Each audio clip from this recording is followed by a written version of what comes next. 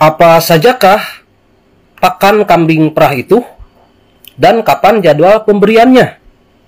Nah, ini adalah satu pertanyaan dari seorang peternak yang mencoba sekarang merintis usaha ternak kambing perah. Jumlahnya baru 10 ekor dan insya Allah mudah-mudahan berkembang dengan baik ya.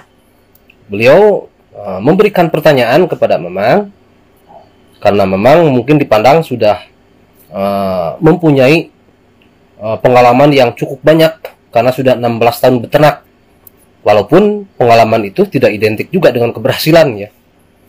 Hanya akan coba Memang sampaikan sepengalaman Memang di peternakan Memang sendiri, apa saja pakan kambing perah itu dan kapan jadwal pemberiannya ya. Karena kambing perah ini yang dibutuhkan itu kan yang paling utama untuk menghasilkan produksi susu ya. Jadi untuk menghasilkan produksi susu yang banyak jelas membutuhkan pakan yang agak berbeda dengan kambing biasa atau kambing pedaging atau domba misalkan. Nah, kalau di peternakan Memang itu ada 2 jenis pakan yang diberikan ke kambing perah itu ya. Yang pertama yaitu pakan utama atau makanan pokok.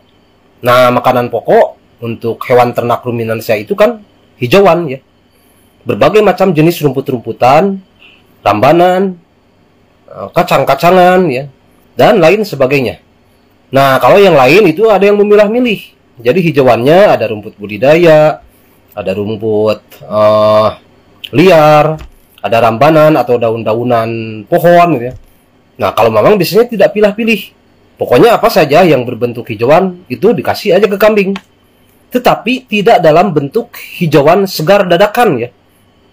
Jadi berbagai macam jenis hijauan itu, baik rumput budidaya, rumput liar, rambanan, atau daun-daunan ya, mau legum itu kacang-kacangan seperti kaliandra, kemudian reside atau cebreng kalau kata orang Sunda, dan lain-lain. Pokoknya segala macam jenis hijauan, semakin banyak jenisnya itu semakin bagus.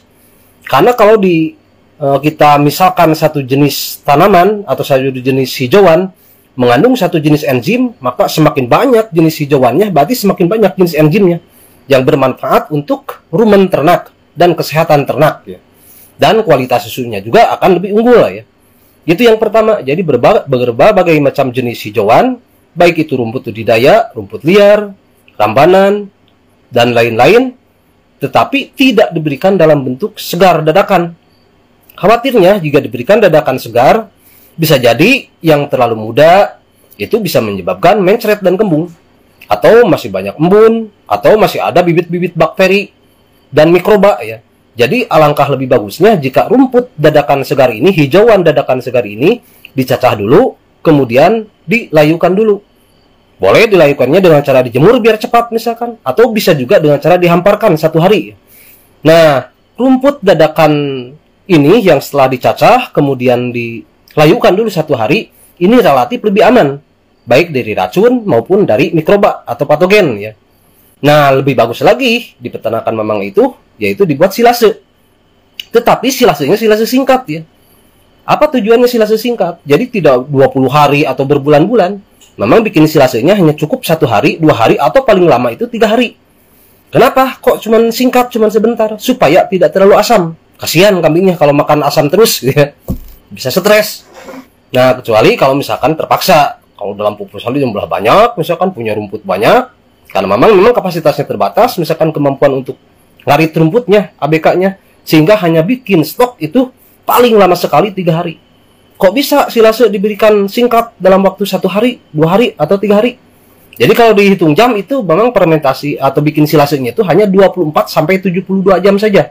Baru 24 jam pun sudah bisa dikasihkan, yaitu dengan cara dimodifikasi, ditambahkan probiotik ternak supaya lebih cepat proses fermentasinya. Jadi silase secara umum proses fermentasinya itu hanya menggunakan beragam enzim dalam hijauan itu sendiri, sehingga tidak heran membutuhkan waktu minimal 20 hari baru bisa dikasihkan ke ternak. Nah, kalau dibantu dengan probiotik ternak juga buatan sendiri juga. Sudah Memang buatkan juga itu linknya dalam link tersendiri ya. Cara membuat probiotik ternak supaya bisa pengiritan, tidak banyak pengeluaran.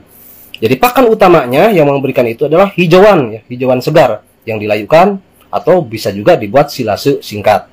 Kemudian pakan tambahannya atau makanan tambahannya itu diberikan pakan berprotein tinggi ya, yaitu untuk memicu produksi susunya. Kalau teman-teman yang lain kebanyakan menggunakan konsentrat, ada juga yang menggunakan polar, tetapi memang di sini menggunakan ampas tahu segar ya.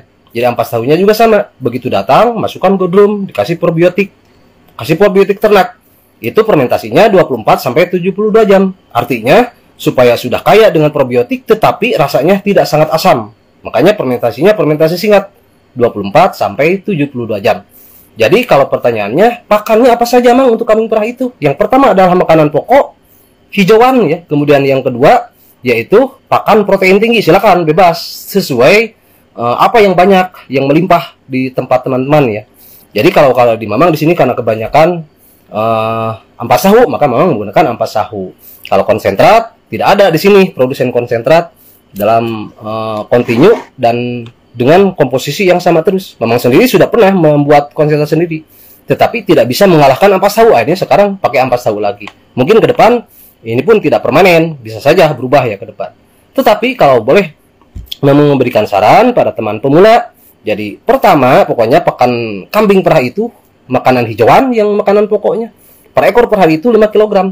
Kemudian yang kedua pakan tambahannya. Pakan tambahannya boleh memilih, boleh ampas tahu, yang protein tinggi saja pokoknya. Atau misalkan boleh dengan polar, atau bisa juga dengan konsentrat yang protein kasarnya itu di atas 15%. Nah, kapan saja ini jadwalnya?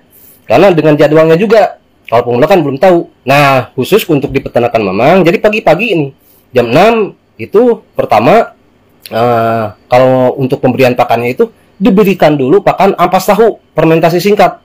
Nah, setelah habis ampas tahu fermentasi ini, kemudian diberikan pakan hijauan. Nah, setelah kenyang, baru diperah.